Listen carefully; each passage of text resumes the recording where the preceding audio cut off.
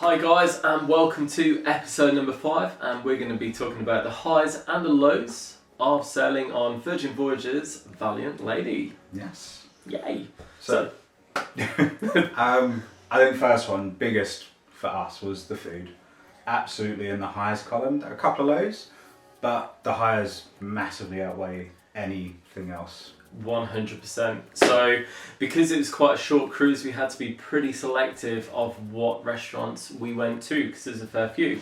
So we chose, firstly, Extra Virgin. Yes. What did you think of Extra Virgin? 10 out of 10. Amazing food, amazing service. We had a great table as well. We had a window seat.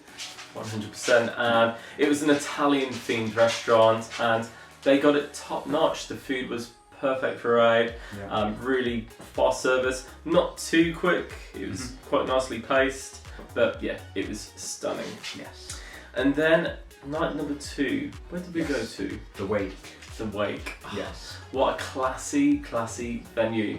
Yes. So it's beautiful. Sorry about the dog. Again, the staff hello Brody.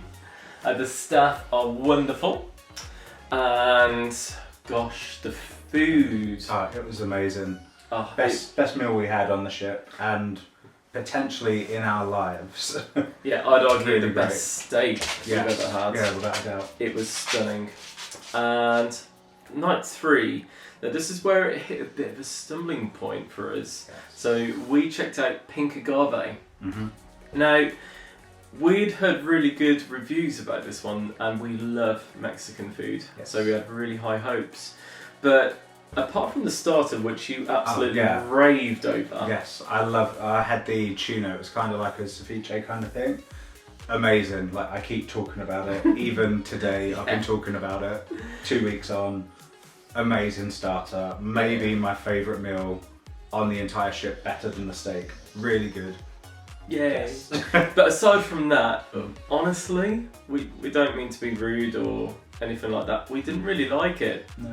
So I had the guacamole and nachos for the starter, and the nachos were really stale, which is quite surprising for a Mexican restaurant.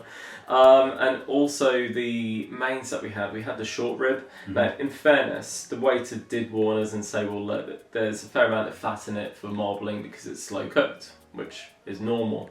But in yours in particular, it was mostly fat. So I'd say at least 50% fat. At least. Yeah, it was, for me, I found it quite, inedible. I had to leave it.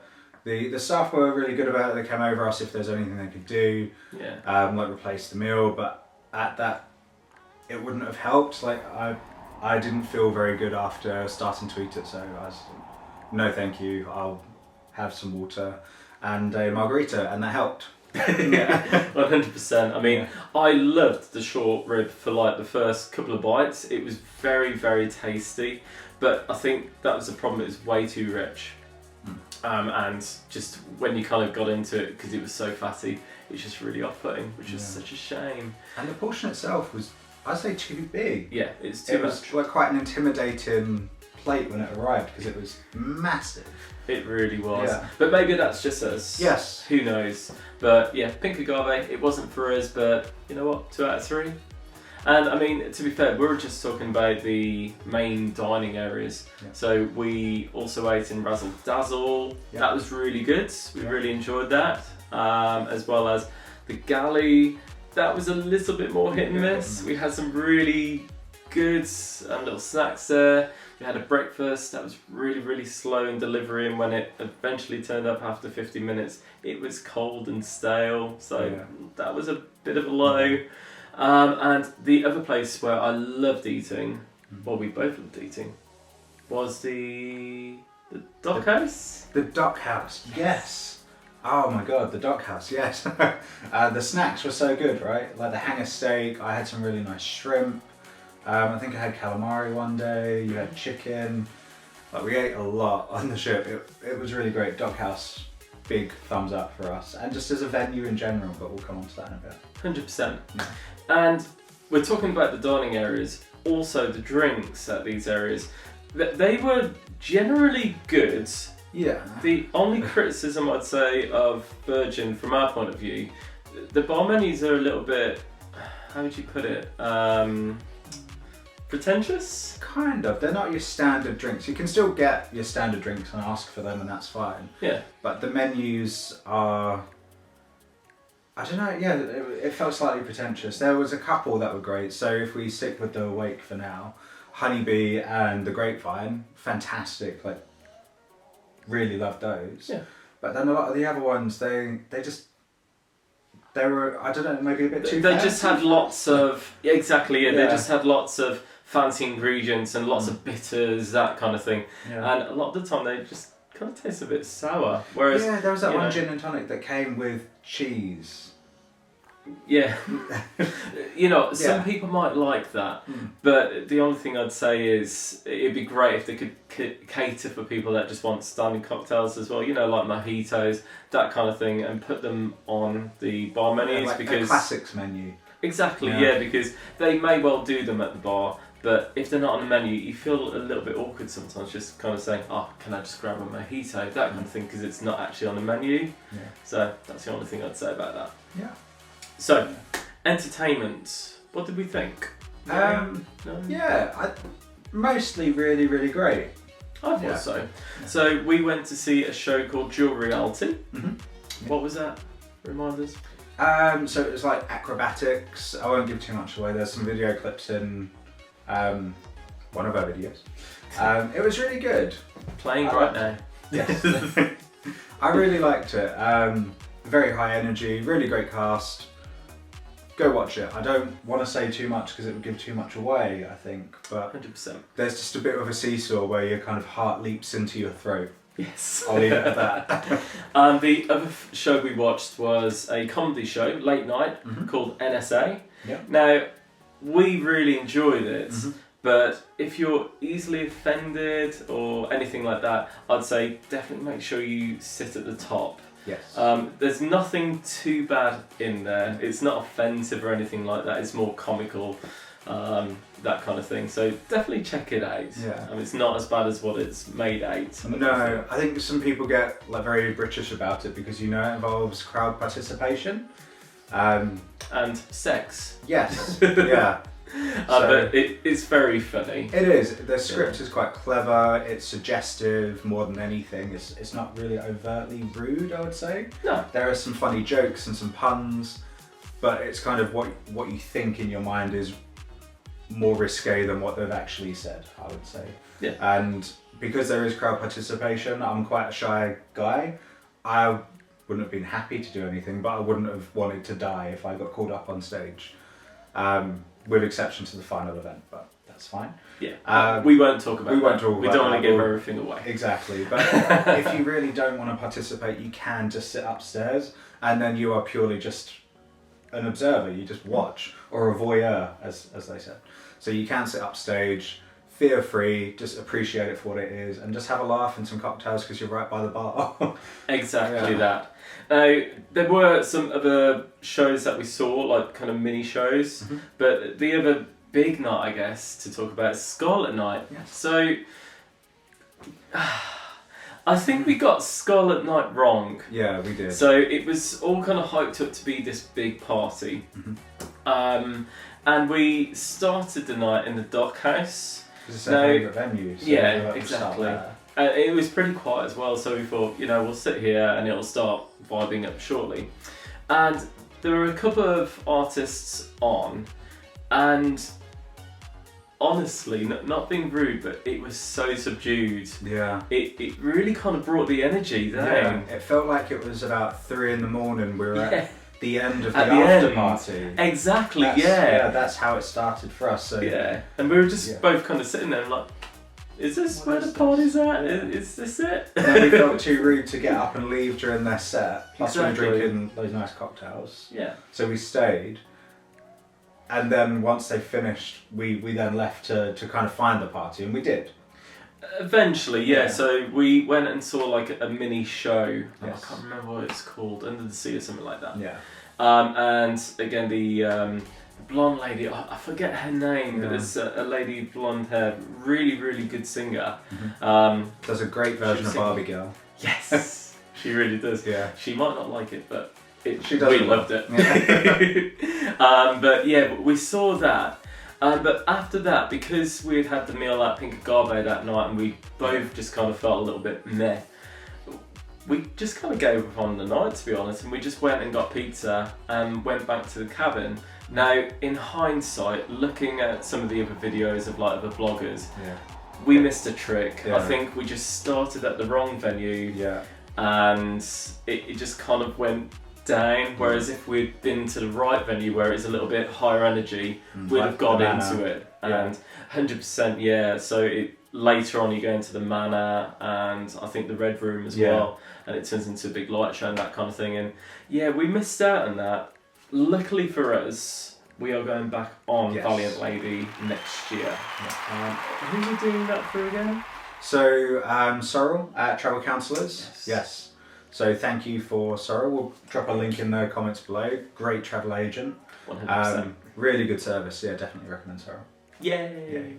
She's not sponsoring us, by the way. No. We're just saying it. We pay for her own holiday, but she's an amazing person to work with. So definitely check her out. So, anything else to talk about, really? In terms of hires, I mean, our room, we loved our room. We had a really good balcony, didn't we? Yes, we were so lucky. It was a huge balcony. And we didn't like pay for an upgrade or anything like that. We just got lucky because it was one that was like, so the ship's going along, where it kind of goes out like that and back along, we had that one in the corner. So the balcony was extended. It was amazing. And we could just look all the way down to the aft so we could just see the wake. From the balcony. It was really great. Exactly.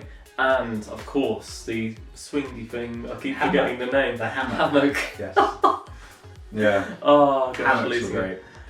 The hammock was really nice. And the room itself. Yes. Was stunning. Great room. Oh, the shower. Yeah, the showers are really nice. Love that shower. Yeah, really great rainfall shower. Bathrooms are quite small. The smallest bathrooms we've had on a ship. But I think they're perfectly fine, and the shower is the best shower we've ever had on a ship, so 100%. Good trade-off. Exactly. Yeah. And, quickly before we go, the Redemption Spa. Yes. That was beautiful. That's definitely worth checking out if you like your steam rooms, saunas, that kind of thing. It's even got a mud room. And you know what? We had 3 hours and it cost $39 each. That was at the time of recording, of course. It might change, so check it out. But yeah, it's definitely worth it as an add-on. Yes, 100%. Really relaxing. The only constructive feedback we'd give for the Redemption Spa is that in the salt room, the music is really loud. So it's almost like they're playing the music for the whole spa from the salt room. I'm sure they're not, but yeah, it just felt very loud. It felt like we were in a nightclub at one point, and we're like, is this supposed to be like this? Yeah. But aside from that, it was beautiful. Yes. Really nice. Absolutely. And the boarding process, so being the Mermaiden voyage, we weren't really sure what to expect. Yeah. But it was awesome, really quick, very efficient. They do board you in your times and groups, so if you show up early, be prepared to not get on the ship early. They don't let you do it, which is great. I think that's great. We've had experiences before where everyone's turned up early and then everyone's waited for hours as a result because of the backlog. So remember that MSC cruise on Virtuosa? Yes, I do. 3 hours wait. It was over 3 hours, about wasn't it? 4.5 before we got on. But anyway, we digress. Virgin was great. We just went to the cafe upstairs because we did arrive early because we didn't know what the port was. Just had a drink and then we just boarded and was on the ship bang on time. Brilliant process, really great. And disembarkation was just as good as well. It's really quick, no waiting around. Just got the short buzz, back into the port, and away we go. Yeah. So, in summary, would we do Virgin Voyages Valiant Lady again? I think we've given it away. Yeah, I think we've given it away, but yes, 100%. Yeah, absolutely. Yeah. Honestly, Virgin Voyages, they've got it spot on, in my opinion anyway. So, yeah. Especially, if you haven't got kids, it's perfect because obviously it's an adult only trip. And yeah, that's one of the things I really like about it actually. Yeah. I've got nothing against kids. Kids are awesome, but it's nice to go on to a cruise line that's focused on getting it right for the adults rather than kind of focusing on like entertainment for the kiddies, that kind of thing. Well, it's almost like entertainment for the big kids, right? Like they played like 90s music and on the pajama party and stuff. And it's for adults who are kind of like still kids at heart in a way, still up for young a at laugh, having heart. fun, young at heart, Exactly that. And there's even like swings, seesaws, or teeter-totters if you're American. It's an amazing ship overall, and we cannot wait to check it out again. And this time, when we go on in, I think it's June 2023, we are doing the Irresistible Mediterranean cruise. So it's going to be nice and warm, and that's going to be so good because, you know, there are many parts of the ship I feel like we missed out on, like the dock. What's it called? The dock house. Yeah, there's like an area at the aft of the ship. I think it's just called the dock. And it's the outside bit where there's some really nice trees and stuff like that, really nice sunbeds. It's a bit too cold for this one. Like at one point we were like on this like sunbed on the after street. It was sunny but it was windy, and they provide blankets, and we were there like under a blanket. So no, we will have fun in the sun on this holiday. And you can see like the wind like taking it. Like, we just gave up and then we really tried. It was awesome. So coming up in terms of cruises, we have got P&O's Iona. Yes, this month. Yes, cannot wait. We've been looking forward for this. We're going to be cruising around Norway. Yep, the Norwegian fjords. And then what have we got coming up in June? So on June we're on Royal Caribbean on Anthem of the Seas, and that's a cruise around the Canaries. So really looking forward to that one as well. So lots more to come. So make sure you please subscribe and give us a thumbs up, because you have no idea how much it helps us, especially as we're a growing channel. And the more we can grow, the more content we can bring to you. So have a great day. Thanks so much for checking it out, and we'll see you soon. Bye. Bye.